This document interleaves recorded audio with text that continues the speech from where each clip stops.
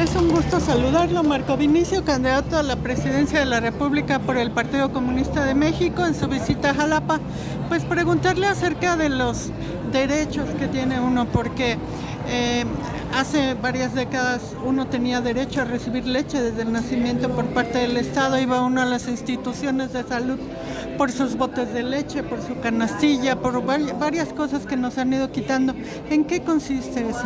Bueno, nosotros tenemos que decir que a partir del año 88 que llega Carlos Salinas de Gortari a la presidencia, se hacen grandes reformas constitucionales que justamente van encaminadas a quitar derechos a los trabajadores.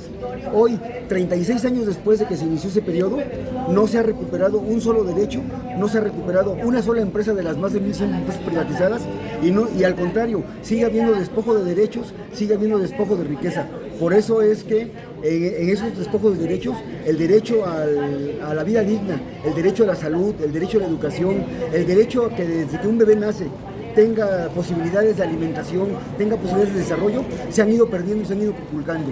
Tiene que ver con que, a pesar, no importa quién esté en el gobierno, hoy ha gobernado el PRI, ha gobernado el PAN, ha gobernado Morena incluso, y vemos que los trabajadores no recuperan ningún derecho.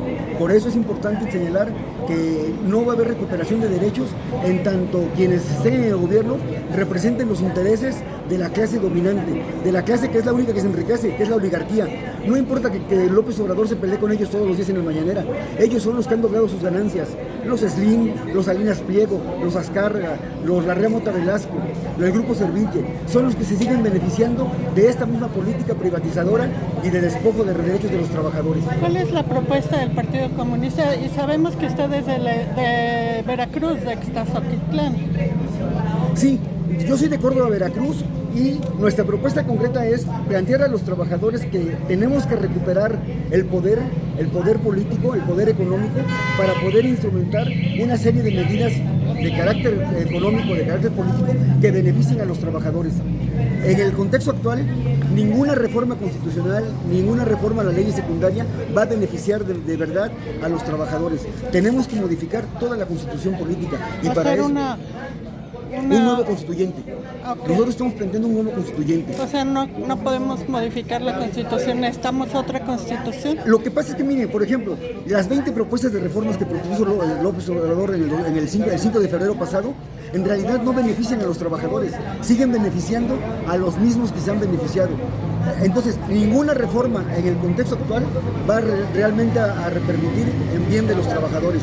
¿Y por qué se dicen ellos de izquierda si no están haciendo una labor de izquierda?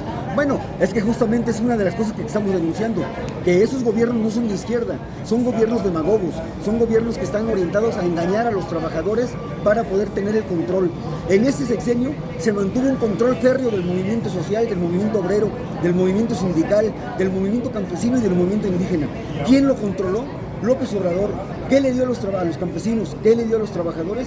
Limosnas, les dio migajas. A cambio de eso controló. Aquí en Veracruz, al movimiento de los cafetaleros no les cumplió su propuesta que ellos hicieron de una ley de cafeticultura sustentable. Y en cambio aquí en Veracruz, López Obrador, su primera medida de gobierno fue traer una planta de la compañía Nestlé, que es el principal enemigo de los productores de café en México. Entonces, son gobiernos demagógicos que aparecen como de izquierda, que se dicen incluso socialistas o comunistas, pero que de verdad no tienen nada que ver ni con el socialismo, ni con el comunismo, ni siquiera con la izquierda. Usted no está propiamente registrado, digamos, su nombre no va a aparecer en la boleta electoral, pero ¿cómo pueden votar por usted quienes estén así seguros? Claro, nosotros estamos participando bajo la figura de candidatura no registrada. Quiero decirle a la gente en Jalapa y en Veracruz que esa candidatura no registrada está reconocida por la ley. Por eso es que al final de en la boleta viene un recuadro en blanco donde dice votar por un candidato no registrado. Ahí hay que poner el nombre de Marco Vinicio Dávila para que de esa manera los trabajadores de Veracruz que nos favorecen con su voto se vean representados. Y es bien importante decirles, no es un voto nulo, es un voto que debe de contar, es un voto que se debe asentar en el acta y lo más importante es un voto que determina los porcentajes en el proceso electoral para las prerrogativas en el siguiente año electoral. ¿Usted ya había sido candidato antes? Bueno, Yo participé electoralmente como candidato en el año 91 a diputado federal por el Partido Popular Socialista. Ya desapareció. Gracias. ¿Algo más que quiera comentar? Bueno, pues nada más decirle a la clase trabajadora de Veracruz que no se dejen engañar, que en realidad lo que estamos viendo en la contienda electoral es una disputa por el botín político, no por el poder para los trabajadores, sino por el botín para seguirse enriqueciendo estos grupos que se han enriquecido durante todos estos años en Veracruz.